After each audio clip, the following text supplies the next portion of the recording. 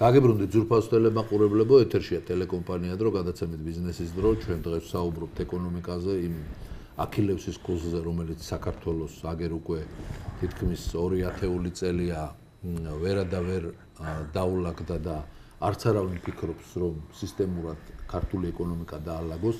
თითქოს იყო მცდელობა ქართული ოცნების მხრიდან, რომ რაღაცა ეკონომიკური რეფორმები ჩატარებულიყო, მაგრამ ჯერჯერობით ეს ყველაფერი მარტო სიტყვად დარჩა სამწუხაროდ და ეგრე ჩვენ საუბრობთ ზუსტად ქართული ვალუტის ვარდნაზე, რა მიზეზებია, რომელიც ამას იწვევს. და ბატონო დავით. გთხოვთ აი ჩვენს ტელემაყურებლებს აუხსნათ თქვენ როგორ ხედავთ აი ამ სიტუაციიდან გამოსავალს, იმიტომ რომ თქვენ დასვით ძალიან სწორედ და მართებულად პრობლემის არსი გააშიშვლეთ. რის გამო ხდება ესეც თქვით. იქნება ისიც საკითხმოფიქრებული, ეს როგორ შეგვიძლია რომ გამოასწოროთ. გასაკურველი უნდა მოდივათ თქვენ იცით რომ საქართველოს საინფორმაციო სივრცეში, ტელევიზიებში ყველა ლაპარაკობს რომ ეს არ ვარგა და გამოსავლის გზებზე არავინ არ ლაპარაკობს. ეს კი რა უნდა მოხდეს, ხო პირველ რიგში სამართლებრივ გამოსავალზე შეგვიძლია ვისაუბროთ, უნდა მოხდეს ის რომ ეს ფრაგმენტიზებული კანონმდებლობა ქართული არა გამთლიანდეს ერთ სამართლებრივ ლოგიკას დაემყაროს. აი რას გულისხმობთ? შეგვიძლია ავიღოთ ერთ-ერთი ლოგიკა. ეხლა დღევანდელი ვითარებისგან გამომდინარე შეიძლება ვთქვათ მოკუნტული არის ლოგიკა, ესე შეიძლება დავარკვიოთ და გამღენძილი დოლარის ლოგიკა, ხო? ერთ-ერთი უნდა აირჩიოს. თუ გადავალთ ჩვენ ანგარიშწორების იმ სისტემაზე, რაც კონსტიტუციიდან გამომდინარე გვაქვს, იგივე ეროვნული ბანკის შესახებ ორგანული კანონთან, ლარის სისტემაზე თუ გადავალთ, მაშინ რასაკურველია? ანუ გამღენძილი ლარი და მოკუნტული დოლარი. ხო, მაშინ აი ეს პირიქით გამოვა ის ვითარება. არა, ლარი დოლარი მაინც ვერ მოიკუნდება და ლარი თავის ადგილს შეიზღუდება. დიახ, ლარი თავის ადგილს იპოვის, ეს აღარ იქნება ყველა ნორმალურ ქვეყანაში, თქვა დოლარიზაცია კი ბატონო ხდება, მაგრამ ის სადღაც 20-25%-ზე მეტი არ აღებადება. ჩვენთან არის სად არის 25% განვითარებულ ქვეყანაში? განვითარებულ ქვეყანაში არ არის. რასაკურველია ეს კი ამ ლოგიკის დაცვა არის საჭირო პირველ რიგში კანონმდებლობაში, ხო? ცვლილებები უნდა შევიდეს. მე ვიტყოდი რომ აუცილებელი იქნება თვითონ ეროვნული ვალუტის სტატუსი კონსტიტუციამ გაამყაროს. კონსტიტუციამ თქვას და არა მარტო ორგანულმა კანონმა, რომ ქვეყანაში გადახდის საშუალება, ერთადერთი კანონური საშუალება არის ლარი. ანუ ეროვნული ვალუტა, ხო? აი პარლამენტარებო მოისმინეთ და იქნება ეს მაინც გააკეთოთ, იმიტომ რომ თქვენი არსებობის განმავლობაში რაღაცა პოზიტიური არაფერი არ მიგიღიათ. ყველაფერს უარყოფით საკითხს. იგივე 34 მოხდში ორგანული კანონის იქ უნდა ეროვნულ ბანკს ეს ფუნქცია წაერთვას, რომ მას შეუძლია დაადგინოს როცა არ არის ლარი ერთადერთი საგადასახადო საშუალება. კანონმა უნდა დაადგინოს ეს შემთხვევა. კანონში მითითებულია ორადორი შემთხვევა. ერთი არის ეს თავისუფალი ინდუსტრიული ზონები და გასაგებია, რომ იქ მრავალვალუტიანი სისტემა იქნება ანგარიშწორების და ბუნებრივი ასეც უნდა იყოს, თუ შემოვიღეთ თავისუფალი ინდუსტრიული ზონა, ეგ რა თქმა უნდა სხვა ვალუტებსაც დაუშვებთ, რა. და მეორე შემთხვევა არის ეგრეთ წოდებული თავისუფალი ვაჭრობის პუნქტები, ხო? აი აეროპორტებში რა duty free-ში არის. იქაც შესაძლებელია ეს, კი ბატონო, იყოს ეს, მაგრამ სხვა შემთხვევები ელემენტარულად კათრად გაკონტროლებული. დიახ, და კანონმა უნდა დაადგინოს, თუ კი სადმე არის ასეთი სხვა შემთხვევა და არა ეროვნულმა ბანკმა. თუ აუცილებელია ეროვნული ბანკი, ხო, ეს არის პრაქტიკულად მეციხოვნია, ხო, რომელიც უნდა იდგეს ამ ლარის სტატუსის სადარაჯოზე. ეროვნული ბანკი ძირ გამომთხრეთ საქმიანობას აწარმოებს. ის გააკეთა, რომ ეს ჩვენი ეკონომიკური სივრცე მოაღიავა, გახადა ნებისმიერი უცხო ვალუტის თავისუფალი სათარეშო ესა, პირველ რიგში ბანკების ანექსია მოხდა ამ უცხო ვალუტების მიერ და ეს გადავიდა მერე მთლიან ეკონომიკაში, ხო და დაზარალდა ის ადამიანები იმის კვალობაზე, რომ ლარი გახდა მეორეხარისხოვანი ვალუტა ქვეყანაში, ხო? ის ადამიანები გახდნენ მეორეხარისხოვანი ადამიანები, ისაც შემოსავალი ლარში აქვს. აი ეს მოხდა, ხო, სინამდვილეში. ეს ვითარება თუ სასწრაფოდ არ გამოსწორდა და აქ უნდა რას მომი პარლამენტმაც თავისი სიტყვა უნდა თქვას, ბუნებრივია. რაც თქვი, ხო, აი ახლა რა თქო კონსტიტუციური პროცესი მიდის და უნდა დაისვეს იქ. საკითხი, რომ გჭირდება თუ არა ჩვენ კონსტიტუციური სტატუსი ეროვნული ვალუტის. როგორც ჩანს გჭირდება, იმიტომ რომ ესეთი ყევები არ მოხდეს კანონმდებლობაში, როცა 2008-ში მოხდა, როცა ბანკმა ეროვნულმა ბანკმა დაუშვა ანგარიშწორების სხვა საშუალებები საბანკო საქმიანობაში, არა, ეს არ უნდა იყოს, ეს აკრძალული უნდა. რასაკურველია უნდა მოხდეს მთელი კანონმდებლობის გადაწყობა და ბუნებრივია იმ ადამიანების პრობლემაც, რაც დაზარალდნენ, განსაკუთრებით დაზარალდნენ, მთელი სიმწავით უნდა დაისვას ხელისუფლების წინაშე. იგივე ეს იპოთეკური კრიზისის განმარტოება უნდა მოხდეს და იმ ადამიანების ზოგადად, ვინც განსაკუთრებით არის დაზარალებული აი ამ ბანკის ვალების გამო, იმიტომ რომ თურმე თავის დროზე შეცდა და ეს დოლარში შეაიღო ეს კრედიტი არა. რასაკვირველია 700 მილიონი რომელიც ეკონომიკიდან არა ამოღებულია რა, ახლა ბანკებს აქვს. და ეს ბანკებიც ახლა მათი მდგომარეობაც მესმის, იმიტომ რომ გადასახდელად გარეთ ეს რა თქმა უნდა, ხო. მაგრამ ეს ხო არ უნდა მოხდეს მხოლოდ ჩვენ ხარჯზეა რა. ჯერჯერობით ჩვენ ხარჯზე. ჯერჯერობით ჩვენ ხარჯზე ხდება და ესე იგი ნუ მოიგებენ ამ ვალუტის დევალვაციის გამო 700 მილიონსა რა, ბოლო-ბოლო რაღაც კომპრომისი მოინახო 300 მილიონი. ხო, მაგრამ ვინ უნდა გააკეთოს? ვინ უნდა არეგულიროს? ეს უნდა გააკეთოს ეროვნულმა ბანკმა მეთქი. ეროვნული ბანკი ჩათვალეთ, რომ ახორციელებს ძირგამომთხრელ საქმიანობას ქვეყნის მაშინ რა არა, ეგრეა. დიახ ბატონო ასწორე. ეს ვინ უნდა გააკეთოს პირველ რიგში, ამაზე უნდა იყოს პოლიტიკური ნება და ეს უნდა გააკეთოს საქართველოს პარლამენტმა. თუ ეროვნული ბანკი ახორციელებს ძირგამომთხრელ საქმიანობას და ერთვე გვაქვს ჩვენ რომ ეს ასეა, ხომ საქართველოს პარლამენტმა უნდა აიღოს კანონი ეროვნული ბანკის შესახებ. ის კანონი უნდა მოიყვანოს საქართველოს ინტერესებთან შესაბამისობაში და ის რაზეც დავითმა ისაუბრა, ის აუცილებლად ამოსაღები ეროვნული ბანკის უფლებამოსილ კონსტიტუციაში გადასაწყვეტი ცხადია. ის საგანმანათლებლო საშუალებების განსაზღვრის შესახებ მუხლი და სხვათა შორის სხვა მუხლებიც არის იქ ეროვნული ბანკის შესახებ კანონში, რომლებიც შესასრულია დასარეგულირებელი და ეროვნულ ბანკს უნდა მიენიჭოს ის ფუნქცია, რომ მან ქვეყნის ეკონომიკის სტიმულირება, ფულად საკრედიტო სისტემის რეგულირება უნდა შეძლოს და არა ზირგამომთხრელ საქმიანობას ეწეოდეს და ასე შემდეგ. ერთი რამ, რაც ბატონო აი იგივე კითხვას თქვენს გისურვებთ. გამოსავალი რა. დავითმა თქვა, ეს ყველაფერი არის სწორი, მაგრამ ეს არის ერთი მხარე და ერთი პრობლემის ერთი ნაწილის მოგვარება. ანუ პრობლემის ის ნაწილი მოგვარდება, რომელიც უშუალოდ დღეს შეეხება და ხვალ შეიძლება შეეხოს ლარის დევალვაციის გამო დაზარალებულ მოვალეებს. მაგრამ თუ არ მოხდა ბანკების საქმიანობის მკაცრი რეგულაციები, საქართველოს მთლიანი შიდა პროდუქტის, საქართველოს ბრუნვაში არსებული ფულის მასის მთლიანი შიდა პროდუქტის ზრდის ტემპის და სხვა პარამეტრების გათვალისწინებით და თუ არ განისაზღვრა რამდენი თანხის მობილიზება შეუძლიათ ბანკებს უცხოური კრედიტორებისგან საკრედიტო რესურსის სახით, ჩვენ ამ პრობლემის წინაშე ყოველთვის ვიქნებით. იმიტომ რომ ბანკებს ყოველთვის აქვს საშუალება, რომ მათ იყიდონ რესურსი ეს ერთი წყარო და ფულის დეფიციტის და გაყიდონ ზვერად. დეფიციტია საქართველოს და რატომ არის დეფიციტი ჩვენ ცოტა ხნის ვისაუბრეთ ხო და გაყიდონ ზვერად ეს ერთი და ძალიან ზვერად კაბალური პირობებით. მეორე მომენტია ბანკებს სახელმწიფო მისცა დახმარება. აი რადგან საუბარი გქონდა ჩვენ 2.7 მილიარდი აიღეს და 4.4 მილიარდი გასაზრდუმრებელია. ამ 2.7 მილიარდიდან მილიარდ ნახევარზე მეტი 2 მილიარდამდე სახელმწიფოსგან აქვს 2018 ომის შემდეგ მიღებული საერთო დახმარებიდან ბანკებს წაღებული დახმარება. ანუ იქ ვალდებული უკვე სახელმწიფო ის გაცილებით უფრო სერიოზულ პრობლემებს შექმნის, ვიდრე ერთი ან ორი ბანკის გაკონტრება. და ვთქვათ, თქვენი საზრით აი ამ ყველაფერს მთავრობა ადეკვატურად აღიქვამს. ერთი რამ არის კიდე რა ბატონო მაგ დღევანდელ დღეს 2.7 მილიარდი არის აღებული სესხი და ვალდებულება არის 4.4 მილიარდი. ანაირად არ დავთვალე, საიდან არ გამოთვალე, რა პროცენტია? საურავი დავარიცხე, ვერაფრით ვერ გამოდის ამ თანხაზე ამ ხელა ვალდებულება. რა მოხდა აქ? ვინმე შეისწავლა ეს ამბავი? არა, ხო და მაგას ვკითხულობ. კორუფცია. ბანკებში უნდა შევიდეთ აუდიტორი ყველა ბანკებში. ხო, მაგრამ სანამ ეროვნული ბანკი არ გაკონტროლდება, სახელმწიფო ეროვნულმა ბანკმა მანამდე ეს წარმოუდგენელი ხდება. რა თქმა უნდა. აი თებერვალში ეროვნული ბანკიდან მიდის გადაგიზრდა. გასაგებია. იმედი გვაქვს რომ რაღაცას გაჩნია ვის დანიშნავენ. ეს ერთი გაჩნია ვინ დაინიშნა. დიახ. ეს ერთი მომენტი. მეორე მომენტი.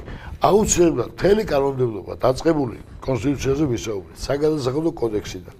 სადაც არ არის დაცული არანაირად მოვალის უფლება, სადაც არ არის კარგად განსაზღვრული კაბალური ხელშეკრულების ცნება, არადა ხელშეკრულება და უმრავლესობა არის კაბალური და ყველა ნორმალურ ქვეყანაში, სადაც რომელიც ცივილურ სამართალს ქვეყანას უწოდებს, ანუ სამოქალაქო სამართალზე აწყობილი ურთიერთობა აქვს, ყველა ნორმალურ ქვეყანაში კაბალური გარიგება რა არის განსაზღვრული და კაბალური გარიგება ითვლება ბათილად. იმიტომ რომ კაბალური გარიგება არის რა, შენ სარგებლობ ძიმე მდგომარეობით ადამიანის და მას უდების ეს პირობებს, რომელსაც ის სხვა პირობებში არ დაეთანხმებოდა, ხო? რა თქმა უნდა. უმეტესი ხელშეკრულებისა ასეთია, სესხების ხელშეკრულების. ეს უნდა დაიხვეწოს. მე მთავარი და მნიშვნელოვანი ერთი კიდევ და რის გამოც წარმოიშვა უამრავი პრობლემა და აი იპოთეკური კრიზისი რამაც გაამწვავა.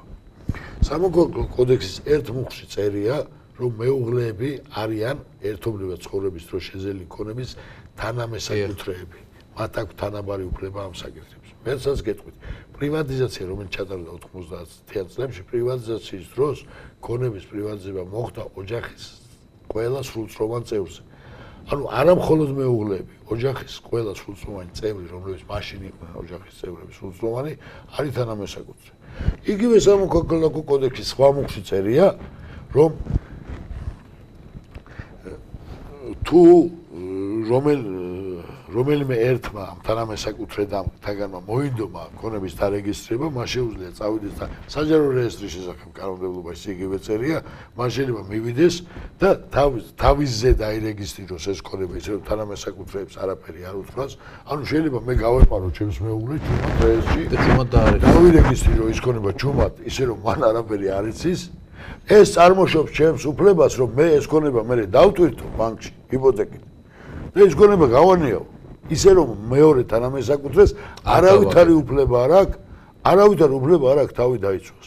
ამის გამო უამრავი პრობლემა წარმოიშვა. ხო, ვიღაცამ ითამაშა, თქვათ, ვიღაცამ ილოთა, ვიღაცამ ისე გარისკარო არ დაფიქრდა და ოჯახის დანარჩენი წევრების უფლება მთლიანად მოხდა იგნორირება. არა მარტო დაირღვა, ისინი აღმოჩნდნენ ფაქტически ნაში, ხო, ქუჩაში აღმოჩნდნენ. ეს მეორე მომენტი. მესამე ყველა ნორმალურ და ცივილურ ქვეყანა ცივილიზებულ და ცივილურს ვამბობ შეგნებულად, ანუ ის ქვეყნები, რომლებიც სამოქალაქო სამართლის მიხედვით აგვარებენ ამ ურთიერთობას, ხო, ცივილური სამართლის მიხედვით და მეშვეობით, ამ ქვეყნებში მუშაობს ფიზიკური პირის გაკოტრების, ანუ ფიზიკური პირის გადახდის ცნობის მექანიზმი. და როცა სამართალი ადგენს რა შემთხვევაში შეიძლება გამოცხადდეს ფიზიკური პირი გადახდის უნაროდ, კრედიტორების მასთან ურთიერთობა მე სხვანაირად რეგულირდება და არ ხდება ის რომ ვიღაც მიუვარდეს და სახლიდან გამოვაგდოს ადამიანი, ხო? როგორც იურიდიული პირების მიმართ არის გაკოტრების მექანიზმი, ისევე უნდა იყოს ფიზიკური პირების მიმართ გაკოტრების მექანიზმი ეს ყველგან. ამის გარდა კანონმდებლობაში უნდა ჩაიდოს სამუშაო ადგილის დაკარგვის სავალდებულო დაზღვევა. რაც აი ორ ბანკს საქართველოში აქვს, მაგრამ არ აკეთებს. ხო, არ აკეთებს. საქართველოს ბანკზე ტიპის ეს უწერია რომ ის მანეს უნდა გააკეთოს, მაგრამ პრაქტიკულად ეს არ მუშაობს და არა. როცა ეს სავალდებულო იქნება და გაწერილი იქნება, რას მოიცავს ეს დაზღვევა და რა შემთხვევა ითვლება სამუშაოს დაკარგვა და ამავდროულად და ასე შემდეგ, პირდაპირ კანონში, ხო? მე უკვე სამართლებრივი მექანიზმი ექნება ადამიანს, რომ მოითხოვს, რომ მე სამუშაო დავკარგე, ვერ ვიხდი. დაზღვევა ხარ ბატონო, შენ ვალდებული იყავი დაგეზღვიე, რადგან ბანკი ხარ და კეთილინები ახლა დაზღვევისგან მიიღე ეს ფული რა. თავრობას თუ აქვს რამე ვერკეტი ამ პროცესზე მოქმედების ეს ყველაფერი არის ხელისუფლების გადასაწყვეტი თავრობის საკანონმდებლო დონეზე გადასაწყვეტი. ეს შეიძლება საერთოდ არ კითხო ეროვნულ ბანკს და არავის. პარლამენტში შევიდეს კანონპროექტები და პარლამენტმა მიიღოს ეს კანონპროექტები და მათ მისცეს კანონის სახე. ეს არის სრულიად სამართლიანი და სწორი კანონმდებლობა.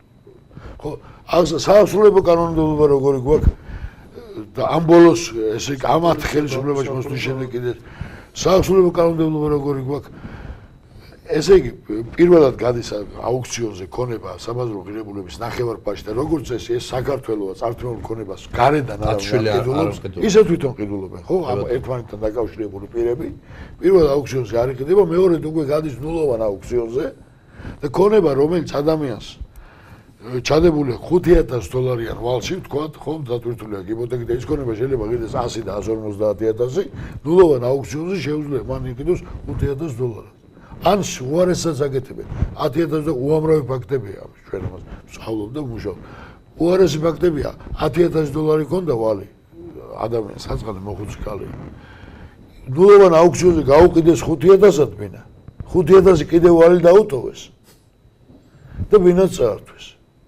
ამას რა ქვია მიპასუხოს? ყაჩაღობა ქვია, რა ქვია? ეს არის დაკანონებული ჩვენ ქვეყანაში. გარდა ამისა, ხომ მთელი ამბავი იყო რომ შეჩერდა პოლიციური გამოსახლებები, არა? ხო, ძალიან კარგი და სწორია, იმიტომ რომ ადამიანებს მიეცათ ელემენტარულად საზამართლოს თავის დაცვის უფლება, ხო? რაც დედამიწაზე ყველა ქვეყანაში იყო საქართველოს გარდა. ყველგან აბსოლუტურად. მახსოვს რა ცივილკივილები იყო ხოლმე. აუ მე ვახშების ადვოკატი რო გვასალია გამოდის და იძახის რომ ეს ბიზნესი და ეკონომიკა ნორმალურმა ადამიანმა როგორ შეიძლება თქვა რომ ადამიანი შეიძლება გამოვაგდოს სახლიდან ისე რომ მას საზამართლოში თავის დაცვის უფლება არ ქონდეს და ეს არის ნორმალური და ეს არის ბიზნესი. ეს ბიზნესია? ხო, შაილოკის წინააღმდეგაც კი აღმოჩნდა სამართალი და აღმოჩნდა საზამართლო მოინახა სამართლებრივი მექანიზმი და ვერ ამოაჭრა ეს ხორცი გულიდან, ხო? ეს გვასალია და ეს ბანკირები ვინ არიან რა ასეთი რომ ეს ამათი კაც ჩამიობა საზღვარი არა. არა, გეთანხმებით, თუმცა ბანკირებიც იმ სივრცეში არიან მოქცეული, რა სივრცეშიც სახელმწიფო ისინი ჩააყენეს. რა, უფლებაზე ხაზნებენ იმას. ხო, და მაგას ვლაპარაკობ ახლა მე იმას გელს შენ ვერ გაამტყუნებ, იმიტომ რომ სხვარი მოიტაცოს პარიდან და წაიღო. ამას დავამთავრებ. ხომ პოლიციელი საპოლიციო გამოსახლება ვითომ შეგვიძლია კარგი გაკეთდა. მაგრამ უყურეთ როგორი რამე გაკეთდა აქვე, იქ მიიღეს 3 ნორმატიული აქტი, 3 კანონში შეიტანა სამოქალაქო კოდექსში შევიდა ცვლილება, აღსრულების შესახებ კანონში შევიდა და პოლიციის შესახებ კანონში, ხო? პოლიციის შესახებ კანონში და აღსრულების, მაგრამ აღსრულების შესახებ კანონში შეტანის ცვლილების თანახმად ის საქმეები, რომლებიც წარმოებაში მიღებული ქონდა აღსრულების ეროვნულ ბიუროს კანონის მიღებამდე, ყველა გრძელდება. გამოვითხოვეთ ჩვენ ოფიციალური მონაცემები აღსრულების ეროვნული ბიუროდან. ესე იგი ეს აღსრულების ბიურო უმეტესად ასახლებს საახსრულებო ფურცლების აი ნოტარიუსი რა გასცემს საახსრულებო ფურცლებს. ანუ მანამდეც მას საზამართლოში თავის დაცვის უფლება არ ქონდა ადამიანს. ესე იგი 1700-ს რაღაცა საქმე იყო სულ ბოლო წლებში აღსრულების ეროვნული ბიუროს მიერ გამოსახლების მოთხოვნით, ბიუროზე მიმართული ქონდა გამოსახლების მოთხოვნით, ესე იგი მესაკუთრებს და 500-მდე საქმე ჯერ კიდევ არ არის დასრულებული. 500-მდე ადამიანი კიდევ მიუხედავად იმისა, რომ საპოლიციო გამოსახლება კანონმა აკრძალა, საპოლიციო გამოსახლებას რა მნიშვნელობა ის აღსრულების პოლიციელი იქნება თუ უბნის ინსპექტორი მითხრას ერთი ვინმე. არა და ზურფას ადამიანს ქუჩაში გამოგდება საპოლიციო, რადგან ის სხვა უწყების პოლიციელია, საპოლიციო არ არის? კიდევ უამრავი რამ არაერთხელ დავწერე სხვათა შორის ბატონო მალხაზი ოფიციალურად მიუმართე წერილით მეც და 10 არასამთავრობო ორგანიზაციის ერთობლივი განცხადებით საქართველოს მთავრობას, საქართველოს პარლამენტს, საქართველოს იუსტიციის სამინისტროს, საქართველოს შინაგან საქმეთა სამინისტროს ოფიციალური წერილით მიუმართეთ, ღია წერილით მიუმართეთ, ყველა ღონე ვიხმარეთ, რომ ვინმეს დაეწყო ამის განხილვა. ამას ინაც შეხვდა საქართველოს პრემიერი არასამთავრობოებს და იქ თქვა რომ აიცით რა მე ვიფიქრებ ითქვა მე რაც გავიგონე ხო მე ვიფიქრებ გზელვადიან დაბალ პროცენტიან სესხებზე ეს თავის მოტყუება და ვისაც გონია რომ ეს შეიძლება იყოს პრობლემის მოგვარება რა გზელვადიან დაბალ პროცენტიან სესხები ქონდა ამ ხალხს და ამიტომ ჩავარდა ამ დღეში თუ კანონმდებლობა არ გასწორდა და ადამიანი იგივე პრობლემის წინაშე და ორი თვის მერე იგივე პრობლემის წინაშე აღმოჩნდება ეს. ის იმ ადამიანების უმრავლესობა კიდევ გადახდის უნაროა უკვე გახადეს გადახდის უნარო. უფრო მეტსაც გეტყვით. ფაქტიურად 200,000-ზე მეტ ოჯახს აქვს ბინა დაგირავებული ბანკებში, ხო? ეხლა?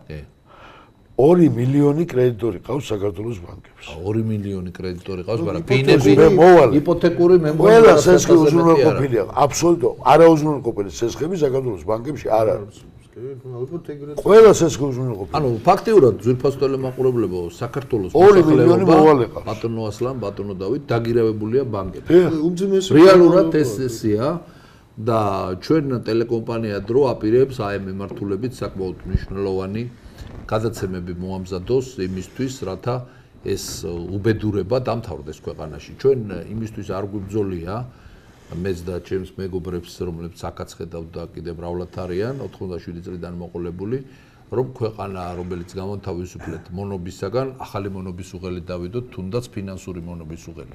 მაგრამ დღეს ფაქტი სახეზეა, რომ ფინანსური მონობის ქვეშ არის საქართველოს მოსახლეობის უმეტესი ნაწილი შესული. ბატონო დავით. ხო, პრაქტიკულად ძალიან კატასტროფული სტატისტიკაა. კრედიტინფო არის ასეთი ორგანიზაცია, ის აქვეყნებს ამას, თვითონ აკეთებს ჩანაწერებს ამ საკრედიტო ისტორიების შესახებ და იქ რომ ნახოთ თქვენ და ეს ასახული წარი ეროვნული ბანკის ანგარიშში ხო ბოლოს რაც არის ვადაგადაცილებული კრედიტების რაოდენობა კატასტროფულად იზრდება. 600,000 ადამიანია კრედიტებში, როგორც არ გადაგიხადოს. ვადა ესე იგი რომელიც სულ გაშავებული ზაზას ეძახია რა.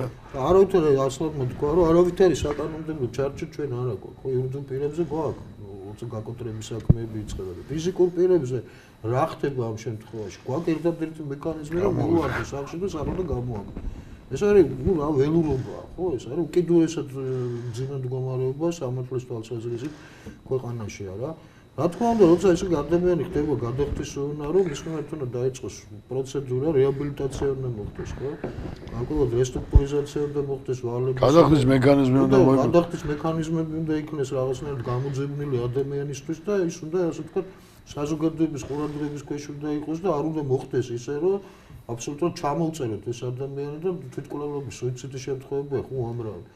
170 ადამიანი არის ბოლო 2 წელიწადში 170 ადამიანმა მოიკრა თავი ვალების გამო. ბოლო ეს ხო ეს არის პრაქტიკულად არის გენოციდია ერის პრაქტიკულად. 2008 წლის ომში 400 ადამიანი მსხვერპლი თითქმის იმის ნახევარი ვაგის ვალების გამო არის მოიკლეს თავი.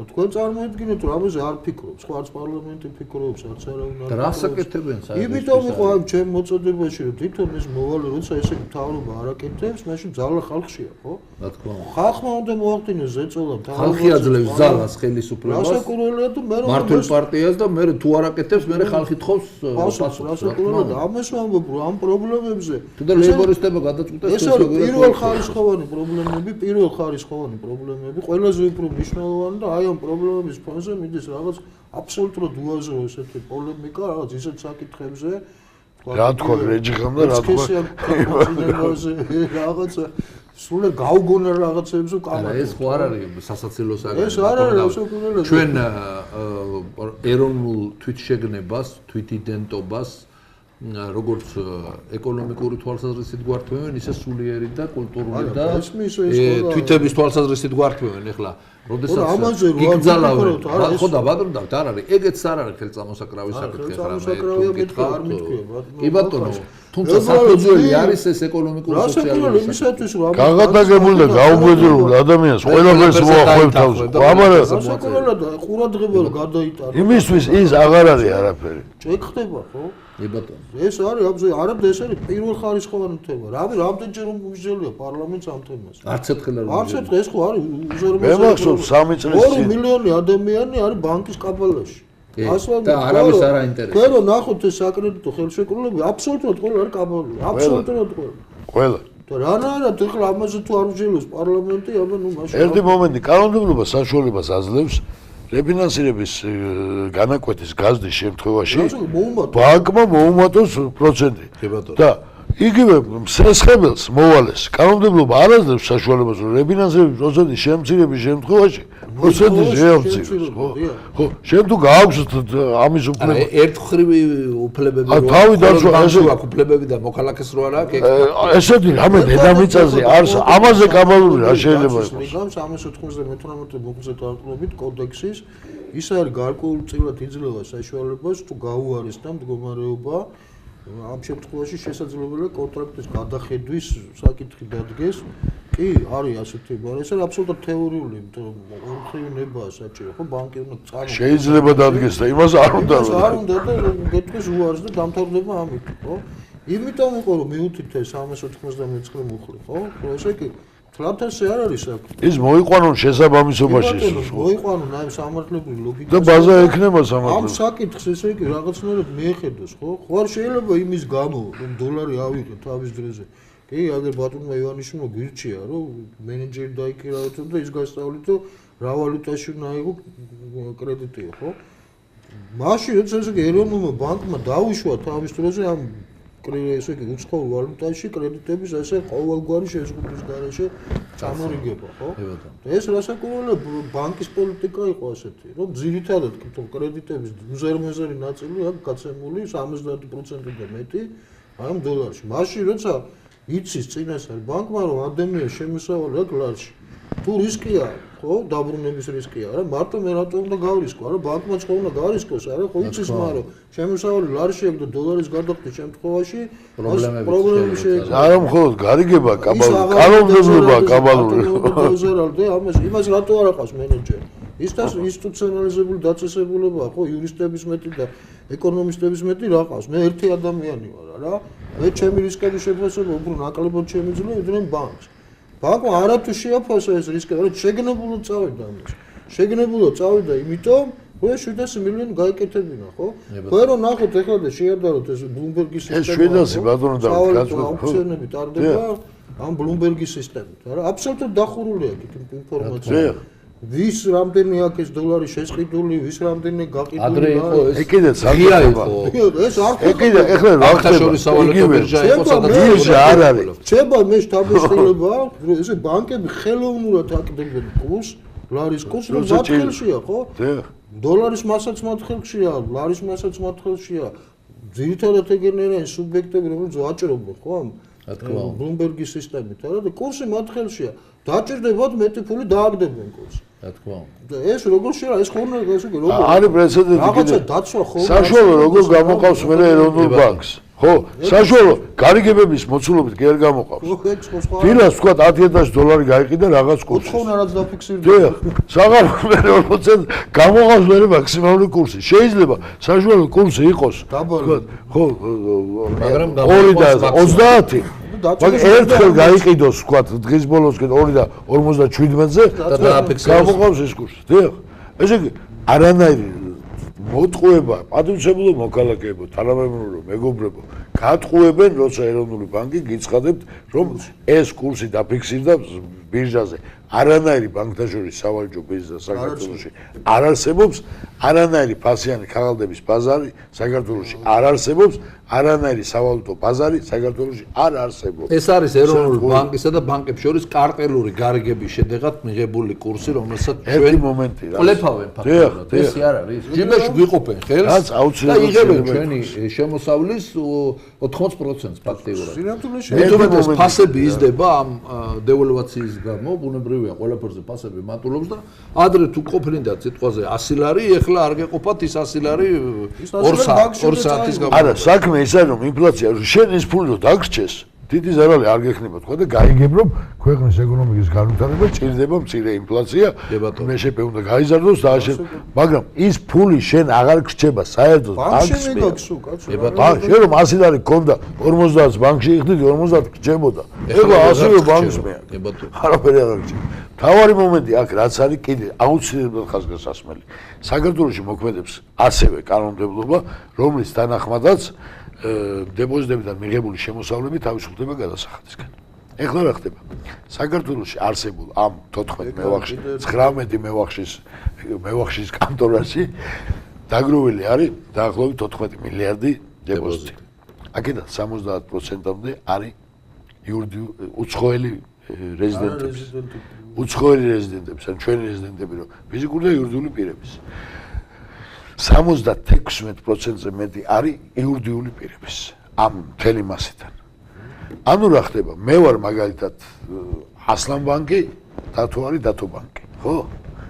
ჩვენ ვიცით რომ თავისუფლდება დეპოზიტი გადასახადისგან. ავიღე მე მილიარდი ჩაუდე დათოს თავის ბანკში დეპოზიტზე, დათომ თავისი მილიარდი ჩამიდო ჩემ ბანკში დეპოზიტზე.